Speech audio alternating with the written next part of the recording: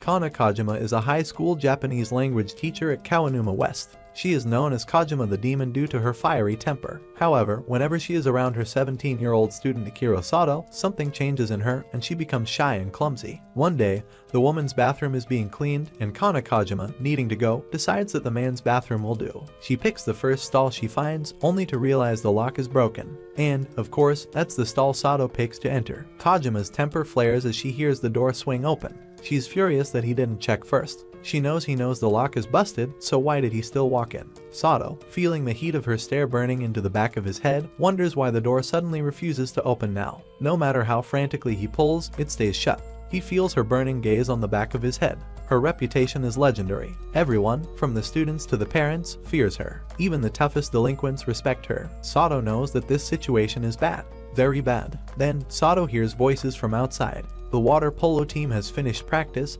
and several of the players are making their way into the bathroom. He's about to call out for help when Kajima, acting fast, grabs him and pulls his face right into her juicy melons. Her action muffles any sound he might make. She whispers for him to stay quiet, warning him that if they're caught in the stall together, it'll be disastrous. He tries to squirm away, but the more he moves, the worse it gets. Kajima, already on edge, is trying her best not to embarrass herself in front of him. She tells him to slowly back away, but his awkward movements just seem to make things more awkward. Just then, a ball strikes the side of the building, and suddenly, everything falls apart. Kajima can't hold it in anymore, and, unfortunately, neither can Sato. He had his own reason for being in the bathroom, and now both of them are caught in a situation that neither one of them can escape from. A week has passed since the bathroom incident, and Sato can't seem to stop thinking about Kajima. He feels flustered every time he remembers what happened, so today, he decides to skip class. His plan is simple: head to the nurse's room, lie down, and relax. At least that's what he expects. When he enters the room, his eyes widen in surprise. There, lying on one of the beds, is Kajima. She looks awful. Her face is flushed, and she's drenched in sweat.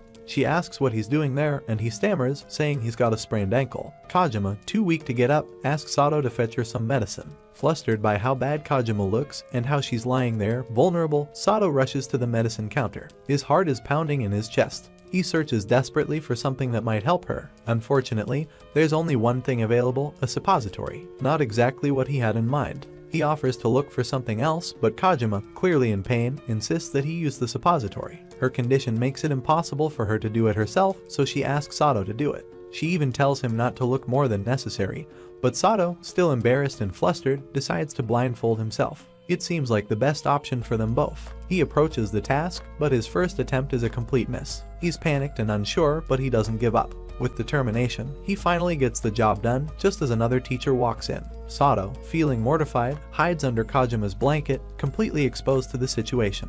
The next day, he's back in the nurse's room for real this time. Kajima comes in to check on him, and with a sly smile, she reveals that she knows he was faking yesterday. And just like that, she decides it's time to deliver some divine punishment, medically, of course. Even with her shirt soaked through and completely see-through, Kajima still manages to give off that terrifying aura. Sato, flustered by the situation, tries to suggest a way out. He awkwardly suggests she dry her clothes in one of the dryers. But as soon as the words leave his mouth, he realizes how bad that sounds. Did he really just suggest that she strip down and stand around naked while waiting for her clothes to dry? His face turns beet red. He quickly thinks of a safer plan and offers her his own shirt since his isn't wet. Kajima is a little taken aback at first, but then she looks at him and sees that his offer is sincere. She thanks him, clearly grateful for his consideration. As they talk about the storm that wasn't supposed to happen and how it should pass quickly, the thunder rumbles ominously and lightning strikes, cutting their conversation short. It's then that Sato notices Kajima's face pales. She's scared. Of course, it turns out that she's terrified of thunder and lightning.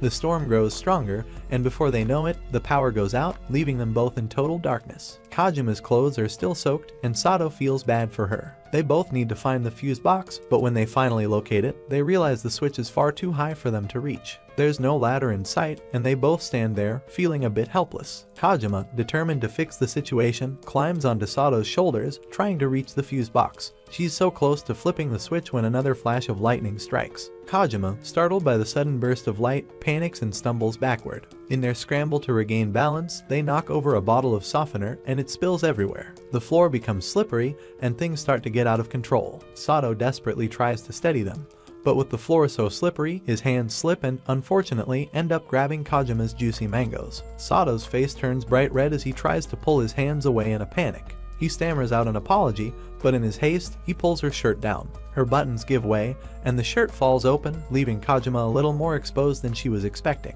Despite the awkwardness of the situation, Kajima is still determined to get the power back on. She quickly comes up with a plan. Now, it's her turn to lift Sato onto her shoulders, but as she tries to lift him up, something unexpected happens. Sato's excitement, or maybe his nervousness, has caused a little issue that he didn't anticipate. But just as Kajima hoists him up, she feels something poking the back of her head. Sato has gone home for the summer, so why on earth is Kajima the demon at his house looking after his little sister? Well, it turns out Kajima is from the area and knows Sato's mother quite well. In fact, she credits Sato's mother with helping her become a teacher. That's why she's spending the afternoon babysitting Sato's little sister. But there's one problem: Kajima isn't exactly great with kids. In fact, she's a bit awkward around them. Her parents, on the other hand, are very eager for her to settle down and have children, which puts pressure on her. Sato assumes that Kajima hasn't found anyone because her expectations are a little too high. She wants a man who's younger than her, considerate, and great with kids. Looking at the situation, it seems like she might have found her perfect match in Sato, at least that's how it appears at the moment. To help break the ice and help Kajima connect with his sister, Sato suggests they get the paddling pool out. Kajima agrees, and off she goes to her parents' house to grab a swimsuit. But when she returns, it's clear that her swimsuit options aren't ideal. The only one she has is a two-piece bikini, and it's the same one she wore in high school. Sato, sensing the awkwardness, decides to stay out of the water, partly for obvious reasons. At first, everything seems to be going well. Kajima and Sato's little sister are getting along just fine, splashing around in the pool. But then, things take an unexpected turn. Sato's little sister pulls on Kajima's bikini top, and the knot holding it in place comes undone. Suddenly, Kajima's juicy mangoes are free, bouncing around with a life of their own. She's mortified, panicking as she tries to cover up. In her scramble, she accidentally knocks Sato's little sister out of the pool. Both Kajima and Sato dive to catch her at the same time, ending up tangled together in a mess of limbs. To make things even more awkward, Sato and Kajima end up kissing, with his little sister in the middle of them. In the chaos, Sato's little sister, seemingly unfazed, latches onto Kajima's juicy mangoes. At first, Kajima is taken aback, but then she realizes something. The little girl sees her as a motherly figure, which, oddly enough, makes Kajima feel a little happy. Now, if she could just find a man who would make her life a little less complicated.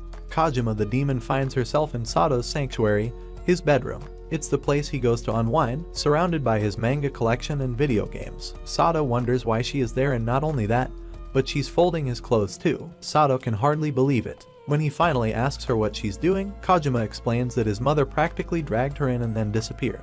But even so, she can't believe Sato would throw his clothes around like a slob. She shakes her head, trying to clean up the mess. Sato's mother soon appears with a tray full of drinks. Apparently, there's a reason to celebrate. Kajima, looking a little unsure, takes a glass of beer and has a sip. Unfortunately, she's not great with alcohol, and that tiny sip is more than enough to hit her. She makes a face, but it's too late. Sato scolds his mother for getting his teacher drunk in his own bedroom. Kajima flips open her old photo album and starts showing them pictures. One picture shows her as a student, standing beside Sato's mother. They go way back, it seems. Then, she turns the page to a photo of her with a little boy. This boy, she says, changed her life. He's the reason she became a teacher. She explains that when she was unsure about her future, she was walking across a bridge when the little boy jumped off into an icy river. Without thinking, she jumped in after him. Even though the river wasn't very deep, they both got drenched and cold. Kajima took him home and warmed him up with a bath, and as he shivered, he told her about a legend. According to it, if you jump off the bridge, you become an adult.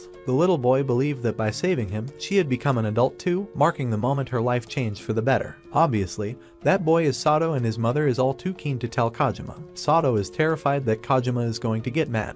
However, Kajima is delighted to finally reacquaint herself with the one who she believes has made it possible for her to become a teacher. There has to be a way she could thank him, and it has to be something special. She wonders what she could possibly do. Luckily, his mother has an idea, and she whispers it into her ear. Sato could only watch as Kajima turns a deep shade of red and then falls onto his bed. Sato's mother quickly explains to Sato that she wants Kajima to be her daughter-in-law, so he better not mess this up. And with that word of motherly advice, she runs out of the room, leaving them alone. Kajima, being quite drunk and not nearly as experienced as his mother may think, quickly comes up with a plan. She tells Sato that she would let him play with her juicy mangoes, and then without a moment's hesitation, she unbuttons her shirt and pops open her bra. Sato freezes at the prospect of feeling her juicy mangoes, and then he starts to worry about her career. However, she persists, demanding that he at least kiss her. He somehow manages to convince himself to use it as a chance to give her some water to help with the drunkenness, but again, he couldn't do it.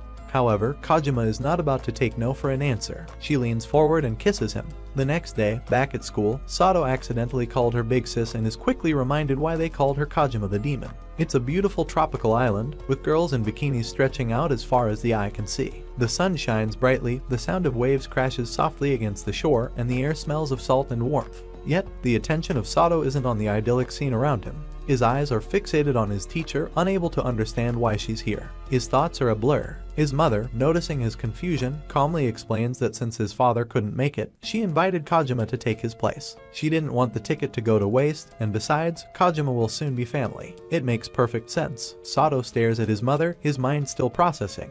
His mother realizes that her son hasn't caught on and decides it's time to spell it out for him. Kajima likes him, and she's been trying to show him. However, Sato, too wrapped up in his own world, hasn't picked up on any of the signs. To ensure Sato understands, his mother comes up with a plan. She decides to create a situation where the two of them are alone, and then Sato will finally get the picture. She grabs Sato's little sister, and they head out for some shopping, leaving Sato and Kajima alone on the beach. With a few hours before the wedding, Kajima suggests they find a nice spot on the beach to relax and have some fun. The words linger in the air, though Sato's mind is still a bit foggy. He doesn't fully grasp the implication of her suggestion, but they find a secluded cove and lay down their towels. The place feels peaceful, isolated from the rest of the island, the sound of the waves blending with the rustling of the wind. Sato is still processing his mother's words when Kajima casually asks him to apply sunscreen to her back. The request only makes him more tense, but he does it. Just as he applies the sunscreen, his mind races, and without thinking, he says that it must be impossible, there's no way she likes him.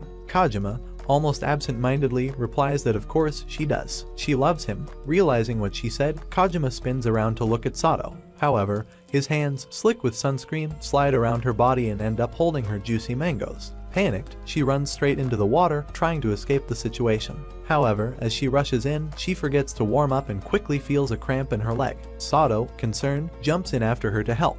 He pulls her out of the water and offers her bikini top back, but she's not paying attention. She nervously reveals that something had bitten her in the water. It's then that they notice a warning sign nearby, mentioning sea snakes. Kajima is now genuinely terrified. She doesn't want to die, not like this, at least not before Sato admits how he feels about her. He reassures her that he won't let her die and offers to suck out the venom. He makes up his mind and asks Kajima where the bite was. She points down to her thigh. Her inner thigh. Sato, now a bit flustered, asks her to move her legs, but she reveals that she's still cramping and can't do it. Taking charge, Sato gently guides her onto her back and lifts her legs into the air. It may be embarrassing, but he's got to save her. Then, he dives in and begins to suck out the venom. It takes several attempts, but he thinks he's got it all. Then, Kajima blacks out from overstimulation, forcing Sato to run for an ambulance. Later, when Sato's mother hears about what happened, she assumes the sea snake is a euphemism and is delighted that her plan has come to fruition. Then, they head into the wedding, and Sato suggests they come back to the island after he graduates. Suzuki is a second-year student at Kawanuma West and has been a friend of Sato since junior high. Suzuki has a scary appearance because of his size and his eyes. Sato asks Rin to try to make new friends since he is graduating. Sato even admits that if it weren't for their shared history, he would probably find Suzuki a little intimidating. Since Sato is now dating Kajima, he spends his lunches with her. Sato is trying his best to keep their relationship a secret from others. This leaves Suzuki to eat alone most of the time. Suzuki struggles in that aspect. He prefers the quiet solitude of a secluded courtyard with a fountain, a place where there are few people and plenty of space. It's the perfect spot for someone who enjoys being on their own. Unexpectedly, their art teacher Mayu Matsukaze approaches and asks if he would share his lunch with her. Suzuki is taken completely off guard by her request. She may be petite, but she's ridiculously well endowed, with braided hair and a calm presence that makes her a favorite among the students. They even call her Lady Matsukaze for her gentle, saint-like demeanor, and things only get stranger when Matsukaze praises his bento box, which he made himself. She suggests they swap food so they can both taste each other's lunch.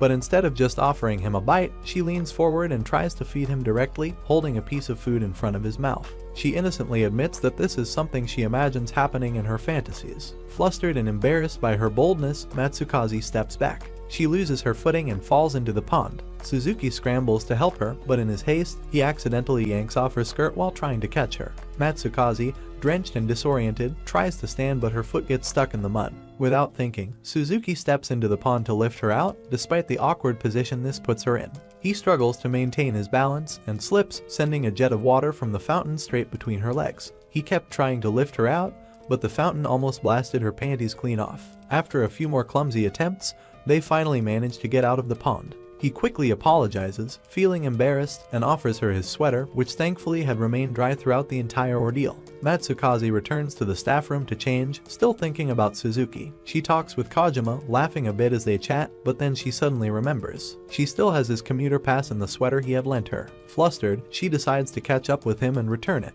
However, just as she heads out, the crowd sweeps her onto the packed train. She is stuck in the middle of the busy carriage, but Suzuki notices her and manages to carve out a small space for her to stand comfortably. But trouble follows. Her cardigan gets caught in the train door, and as she tries to pull it free, her buttons pop open. In her haste to return his pass, she had forgotten to wear her bra that day. Flustered, Matsukaze quickly tries to button up, but Suzuki notices her distress. Without a second thought, he opens his jacket and positions it to shield her from the curious stares of the other passengers. Matsukaze quickly turns to fix her buttons, but as the train lurches forward, she is pressed against the window, unable to move. Suzuki realizes they are nearing the station, and in a panic, he reaches over to try and fasten her buttons for her. But one stubborn button just won't close, no matter how hard he tugs at it. He wonders what's going on. This isn't just a button. He pulls again, confused, but then it hits him. It's not a button at all. Despite the mishap, they somehow manage to get off the train without further incident. But just as they step onto the platform, a guard stops them. He accuses Suzuki of groping Matsukaze as he can notice her messed up appearance. Matsukaze quickly tells the guard that they are a couple, hoping to clear up the situation. But when Suzuki hesitates, not wanting to lie, Matsukaze feels a wave of sadness wash over her. Suzuki walks up to pick up 2 lucky meals, and the poor fast food worker nearly jumps out of her skin. With his scary face and serious vibe, he makes something as simple as grabbing food feel like a scene from a horror movie. Everyone nearby goes tense. But the truth is, behind that tough look, he's just a softie getting lunch for his younger brother and sister. He tries to slip out quickly before anyone starts staring or whispering, but just his luck, he runs straight into Miss Matsukaze. Turns out, she's there to grab a lucky meal too. They decide to walk home together, but of course, just as they step outside, boom, it starts raining. And naturally, neither of them thought of bringing an umbrella. Luckily, the little siblings of Suzuki show up like tiny weather heroes. They are wearing rain jackets and boots and even carry an umbrella like it's some magical artifact. Matsukaze starts blushing as they walk together. It almost looks like a happy little family stroll. Suzuki walks beside her, holding the umbrella like a gentleman, while the kids splash in puddles like mini tornadoes. Then the kids can't wait any longer, they want to see the toys inside their lucky meals. Unfortunately, his little sister looks like she's just seen a horror movie. She is not happy. She has just got a fish toy that looks more cursed than playful. Thankfully, Matsukaze saves the day. She swaps her cute panda toy for the nightmare fish without a second of hesitation. The little sister lights up like a Christmas tree. She gets so excited about her new panda that she tosses the fish toy into the air. Fate decides to mess with Matsukaze. The fish lands right inside her bra, tail first. It ends up flapping against her juicy mangoes like it's trying to start a party. Matsukaze keeps it together, barely. Then a big truck zooms past. The group quickly steps to the side. During the scramble, the umbrella handle accidentally presses between Matsukaze's legs. It's awkward, very awkward. The moment the truck leaves, she practically speed walks home, face completely red. Later that night, after some heavy drinking with Kojima, Matsukaze ends up watching Sato show up like a responsible prince to carry her home. She smiles but also feels a tiny sting of jealousy. Deep down, she wishes Suzuki was the one carrying her instead. But dreams don't text back, she doesn't even have his number. She drifts off half drunk, and her thoughts wander back to the first time she met Suzuki. That day, she was rushing to take her teaching exam and already running late. Then her shoe broke, and she hit the ground hard. Out of nowhere, this huge, scary guy appeared. She almost screamed, but instead of doing anything creepy, he knelt down and helped her up like some gentle giant.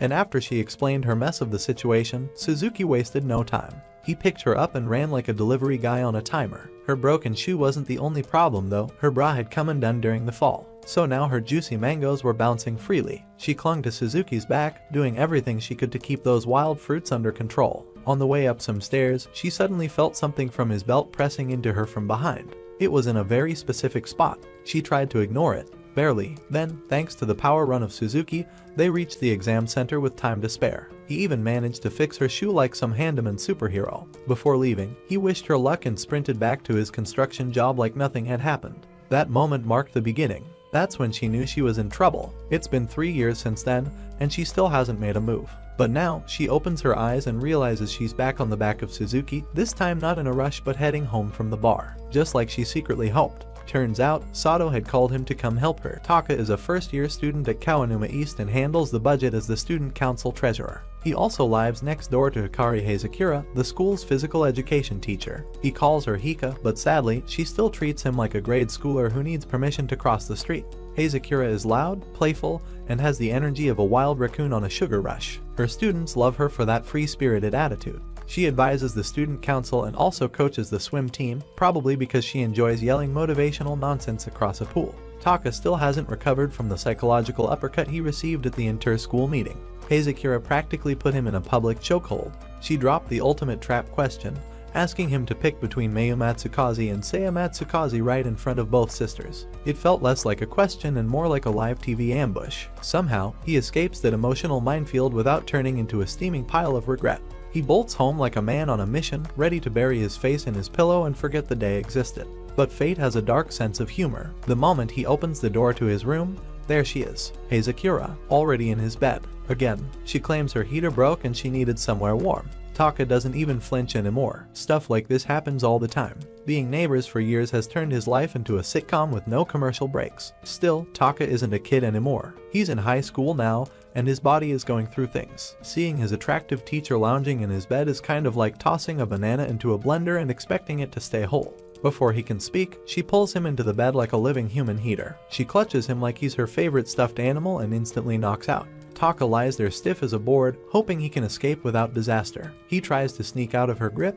but their clothes decide to team up and cause problems. They get tangled, and then things go from bad to fruit salad. Taka glances down and notices her bra has come undone in the front. One juicy mango is halfway out of the fruit bowl. He tries to fix it like a good boy, but it just makes things worse. Way worse. Hazakura, still deep in sleep mode, suddenly pulls him close again. This time, she doesn't let go. She eventually wakes up to find a situation no teacher ever prepares for. One of her juicy mangoes has somehow landed inside her favorite student's mouth. Instead of panicking, she plays it cool and walks off to her apartment like she didn't just live through a rom-com nightmare. But truth is, Hazakura is low-key stunned. She starts wondering if this little neighbor boy is turning into a full-grown man. Not that she asks him directly, that would be mature. Instead, she hatches a plan to mess with him in the most unexpected way possible by dragging him into the lingerie section of a store. She bolts into a changing room and tells him to pick something for her to try on. Taka now finds himself alone in a sea of lace, straps, and judgmental aunties. It's a nightmare buffet of awkwardness. Hazakura is expecting him to short-circuit and run for the hills,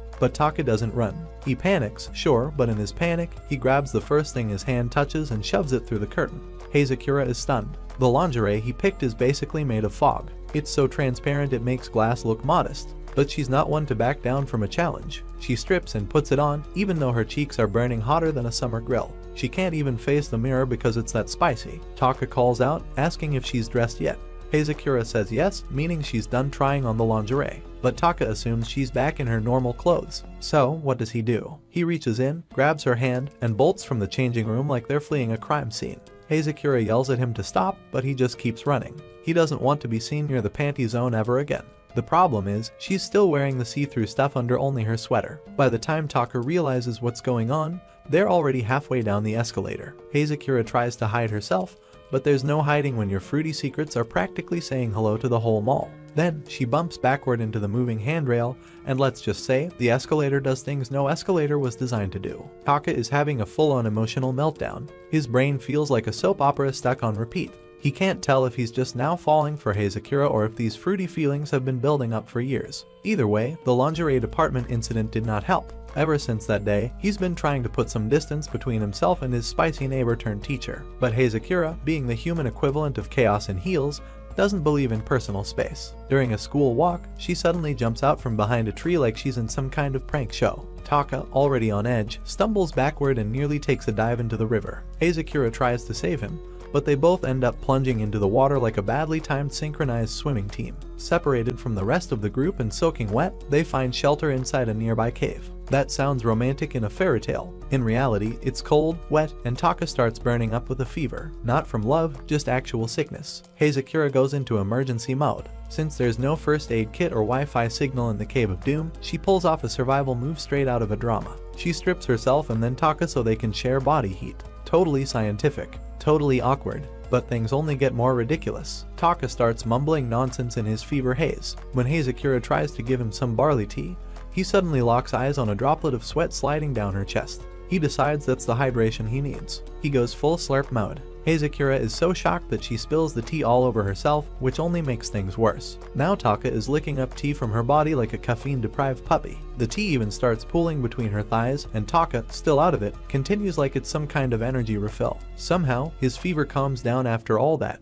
Hazakura can finally breathe again, but her mind is racing like a roller coaster, especially after Taka suddenly confesses that he loves her. Fever talk or not, that hits hard. Over at the joint school festival, things are heating up in a different way. Matsukaze borrows her sister's school uniform so she can hang out with Suzuki without drawing attention. Everything goes smoothly until Hazakura shows up dressed as a cop. That's right, a cop. She doesn't just spot Matsukaze, she storms over and cuffs her like she's catching a criminal in the act of love. Hazakura then whispers loud enough for Suzuki to hear everything, talking about Matsukaze's not-so-secret crush. Then she drags both of them into a storage room. Her excuse is that is where the handcuff key is, and her real plan is to give them some alone time and cause absolute mayhem. Suzuki, still trying to process this plot twist, manages to find the key, but Matsukaze is standing way too close. Her sudden movement startles him. The key flies up into the air, takes a detour down her back, and then, click, unlocks her bra. Her juicy mangoes pop out like they've been dying for freedom. And the key, it is not done. It takes a final dive into her panties. With her hands still cuffed, Matsukaze needs help. Suzuki offers to close his eyes and get the key. Noble idea, but completely useless in practice. Even on his knees, she's too short and his face ends up way too close to the forbidden zone.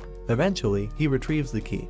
But just when things couldn't get more awkward, Matsukaze panics and accidentally pulls his face under her skirt. Once the cuffs come off, Suzuki tries to apologize like he's just knocked over a sacred shrine. But Matsukaze beats him to it. She drops a truth bomb, she loves him. Then she runs away, leaving Suzuki to stare at the walls. Seiya is the younger sister of Mayu Matsukaze, a high school student at Kawanuma West and the student council treasurer. She wears glasses and is more sensible than her airheaded sister. Taka and Seiya get assigned to patrol the haunted house during the joint school festival. It sounds like a normal job, but Hazakura has other plans. She's not just the teacher today, she's also the self-declared guardian of Taka's love life. And she's not about to let anyone named Matsukaze steal her spot in his heart. So, she sprints ahead into the abandoned building. Her plan is to jump out at them and scare Taka so bad that he runs into her arms like a scared little bunny. Unfortunately, the haunted house decides to haunt her instead. The floorboards betray her, and she falls halfway through them, getting stuck between two floors like a chunky bookmark. Right on cue, Taka and Seiya walk in and find her hanging there, looking like a horror movie glitch. Taka seems less shocked, probably used to Hazakura getting into weird situations. Before they can leave to get help, Hazakura grabs Taka's ankle. She's not about to be left behind like some forgotten fruit salad.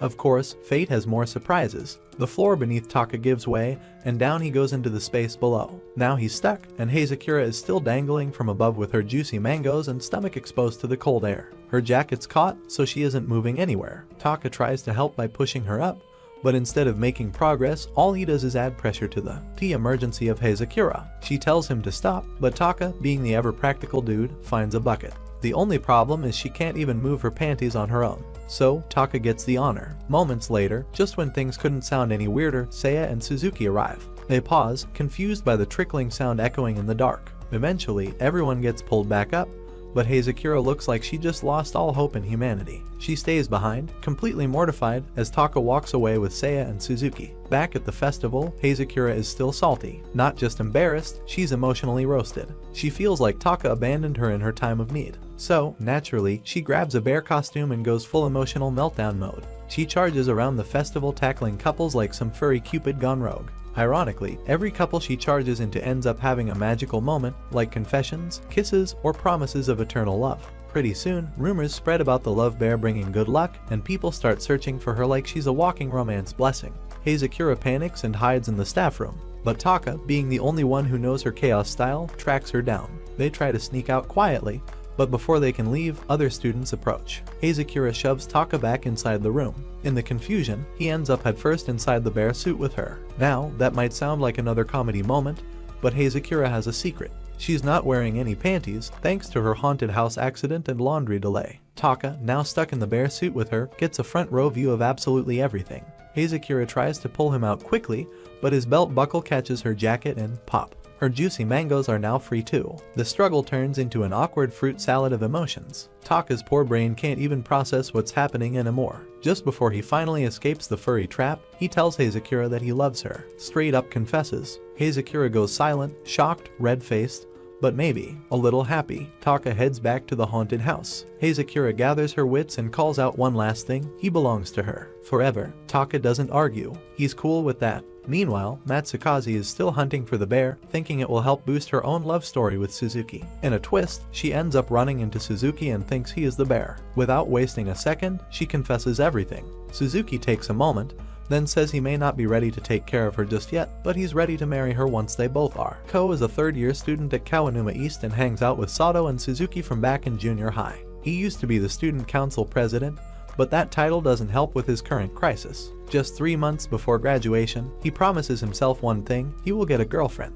The man is on a mission, but the universe clearly has him on mute. His kitchen job is filled with dudes, and he barely talks to anyone at school. He laments his situation while carrying cooking oil. He crashes into Chizuru Takebana, the school nurse, and absolutely ruins her clothes with a full splash of oil. His day, which was already bad, now spirals into burn-it-all mode. Takebana, known far and wide as Absolute Zero, is not someone people mess with. She has light gray hair and colder vibes than a broken AC in winter. Most students avoid her like a pop quiz. Even a sneeze in front of her feels like signing a death warrant. Ko just covered her in oil. That poor man. Still, Ko tries to be polite. He brings her a clean shirt from the kitchen. She doesn't thank him, but she does take the shirt and changes right in front of him. She adjusts her bra calmly, like it's just another Tuesday, leaving Ko face to face with a pair of very distracting juicy mangoes. Ko wants to run, but fate has other ideas. He slips on the greasy shirt like it's a banana peel in a slapstick comedy. He lands straight on her, and his hand gets tangled in her bra strap, pulling it loose. Her mangoes bounce out like they're escaping a fruit basket.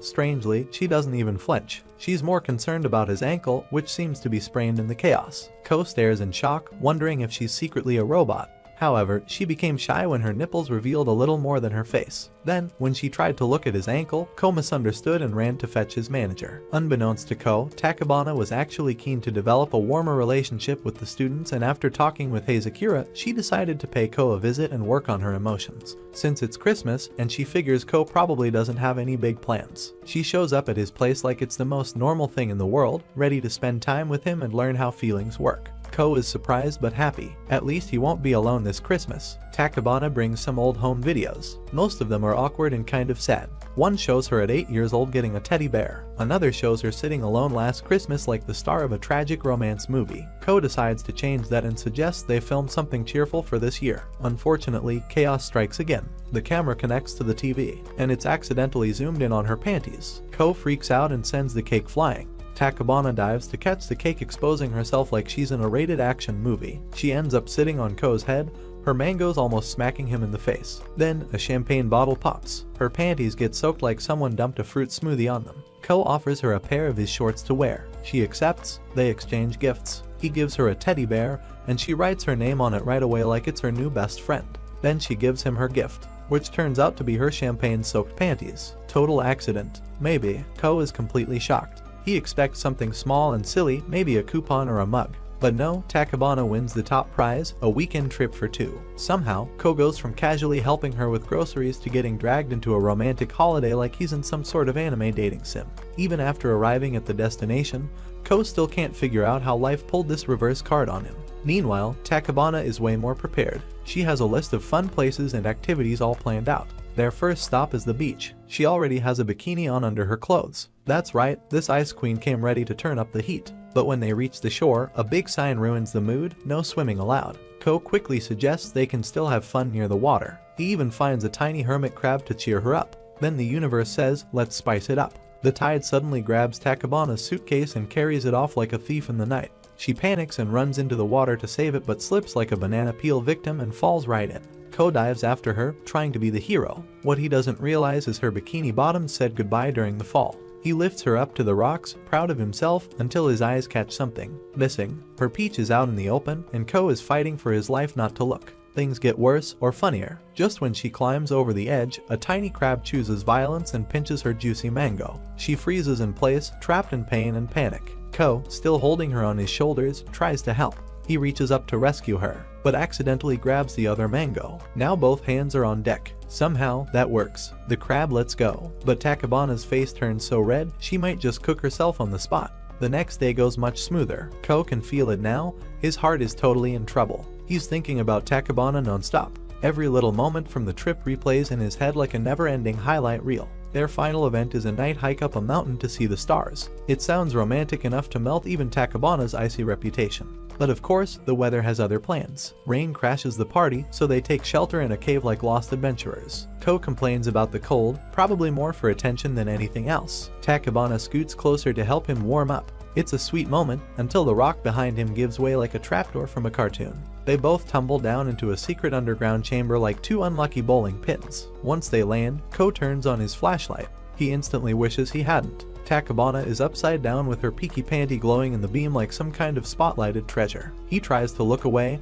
but then she stops him. They're surrounded by a forest of sharp-looking stalagmites. Tachibana insists they move slowly to avoid damaging them, since those rocky spikes take thousands of years to form. So now they're inching along, slower than a snail doing yoga, but somehow things only get weirder. One tiny shift and suddenly one of her juicy nipples is right next to his face, practically kissing his lips with its chilly tip. He does his best to stay calm, but nature's not helping. Her mango starts waking up like it's greeting the morning sun. Somehow, through this minefield of awkwardness, they eventually manage to sit up without breaking anything or each other. The rain finally stops, but the clouds still block out the stars. Just when it seems like the whole trip ends on a dull note, something magical happens. The moonlight reflects off the minerals in the cave, lighting it up like a glowing dream. Tachibana still looks a bit down. She really wanted to see a shooting star to make a wish. Turns out, she doesn't need to, because Ko accidentally blurts out that he's in love with her. Now that's a surprise she didn't see coming. After the island trip, Ko feels super confident.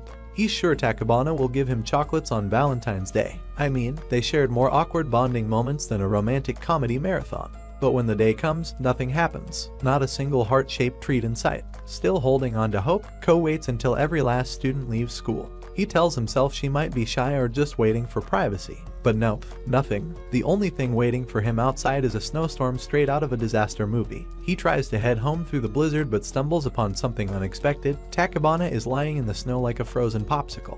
That's definitely not where a nurse should be. Ko grabs her and they rush back into the school building. Inside, the power is out and it's freezing. They find a floor heater and sit beside it to warm up. Tachibana's clothes are soaked, so she decides to get out of them. For once, she actually asks Ko to look away, which is honestly a surprise on its own. With no blankets and his own clothes damp, Ko tries to make things less awkward by suggesting they eat chocolates. At first, she hesitates, but eventually agrees, with one condition: they must share. Unfortunately, the heater has melted the chocolate into a gooey mess. When Tachibana picks up a piece, it slips from her fingers like a slippery soap bar and plops right onto her juicy mango. Ko turns around to grab something else to eat, but life has other plans. He steps on her wet clothes, slips like he's in a cartoon, and lands mouth first onto the chocolate-covered mango. It's so perfectly timed it almost feels scripted by the universe. Ko apologizes in a panic, thinking he just messed everything up. But Tachibana doesn't seem upset. She says it's fine, it was for him anyway. This makes his heart skip a beat and his banana auto-tune a beat. Finally, he gathers up his courage. He decides to officially ask her out.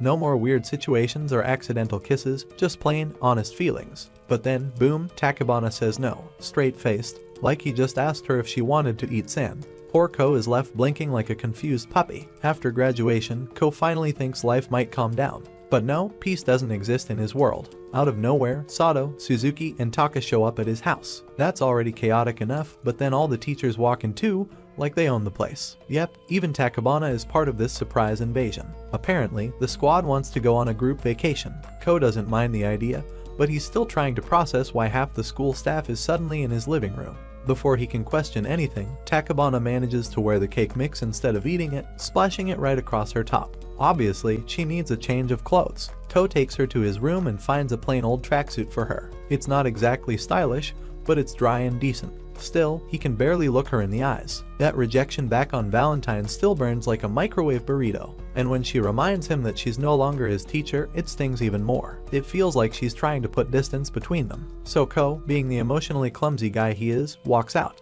Tachibana sits there, realizing she might have messed up. Maybe Ko misunderstood her before. Then she notices a photo on his chest of drawers, one of them together. That hits her like a truck full of emotions. She picks it up, but the thing slips from her hand like it's got butter on it. She lunges to catch it and knocks over a pile of boxes and a fishing rod. The rod's line somehow wraps around her. It ties her up in a wild position, showing off way more peach and mango than she intended. Ko hears the chaos and bursts into the room, but the door swings open and pulls the fishing line tighter. Now she's practically gift-wrapped. Ko grabs scissors and cuts her loose just in time, saving her from Hazakura, who's just about to peep through the door like a nosy raccoon. Once free, Takabana finally explains what she meant all this time. She wasn't rejecting Ko because she didn't like him. It was because she couldn't date him until he was no longer her student. Now that the rules don't stand between them, she confesses that she wants to be with him too. Ko can't believe his ears, but this time, there's no slipping or confusion, just sweet, simple happiness. With everything cleared up, they walk out to join the others. Vacation planning resumes, and this time, the group trip is looking way more exciting than expected. The group finally reaches their vacation destination, but surprise, someone forgot to actually book the rooms. Classic, there are only 2 twin bedrooms left, so everyone scrambles to figure things out. Hazakura and Taka pair off and head to a manga cafe where they plan to game all night like 2 caffeine-fueled raccoons. Takabana and Ko drift off on their own, ignoring Kajima, who tries to keep the group together like some overworked chaperone. Ko starts to get nervous about where they're going to sleep, but Takabana casually drops a bomb. She already booked a hotel with a perfect view of the stars. Meanwhile, Kajima and Sato end up with one room, and Matsukaze teams up with Suzuki for the other. Everyone's tired, and the idea of a warm bath and a soft bed sounds like heaven. Ko walks with Takabana toward their hotel, grinning like a goofball. He's floating on cloud 9, still amazed that he finally managed to ask her out. But the cloud crashes hard when he sees the hotel sign. It's not just a regular place. It's a full-blown love hotel, glowing in neon. On the other side of the town, Hazakura is having a mental breakdown at the manga cafe. She suddenly realizes it's just her and Taka in a small cubicle surrounded by thousands of manga, and 0 witnesses. Her wild imagination is working overtime. Back at the Hot Springs Inn, Kajima and Matsukaze sneak in a relaxing soak outdoors, probably the only peaceful part of this whole trip. Then things get interesting. Sato and Kajima settle into their room when strange noises start echoing through the walls. It's not ghosts. It's not raccoons. It's the sound of chaos coming from Suzuki and Matsukaze's room next door. It seems like someone is having a way more eventful night than expected. Back at the Love Hotel, Ko is so flustered that he didn't quite know how to respond to it. He even drops to his knees and begs Takabana to go easy on him and guide him through the process. She has no idea what he is talking about and suggests that he take a bath to relax. Of course, Takabana soon realizes that it is a love hotel and that must be upsetting Ko. Takabana then comes into the bathroom completely naked and proceeds to show Ko everything, in an educational fashion since she is a nurse and also a virgin. Unfortunately, that didn't do anything to calm Ko. Once they finally settle down in bed, Ko somehow manages to relax. It might have taken the emotional equivalent of climbing Mount Everest, but he does it. Takabana reminds him that she loves everything about him. Yes, even the way he panics like a cartoon character during a fire drill. She suggests they just take things slow and enjoy the moment. The next morning, everyone gathers in the lobby, except for Ko and Takabana. Those two show up fashionably late, and oh boy, are they a sight. Ko seems to be delighted with himself while Takabana appears to be limping and complaining that it feels like it is still in there. That's it for today's recap, folks. Don't forget to hit that subscribe button so you never miss another wild anime ride. Drop a comment below and tell us your favorite awkward moment. Bonus points if you cringe just reading.